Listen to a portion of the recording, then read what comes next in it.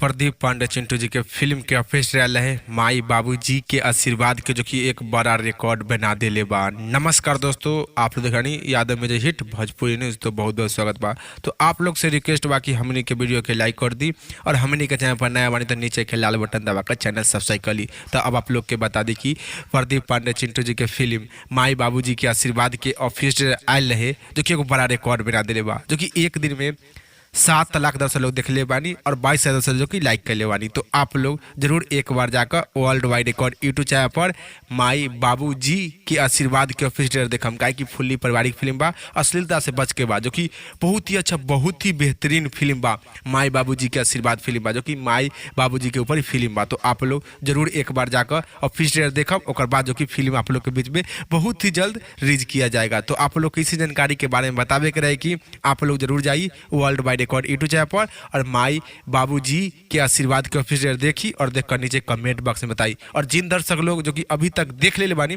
उस दर्शक लोग नीचे कमेंट बॉक्स में बताई कि आप लोग के माई बाबूजी के आशीर्वाद के ऑफिशियल आप लोग के देखे में कैसा लगल। फिलहाल में इतने, फिर से मिलेंगे अगले वीडियो में।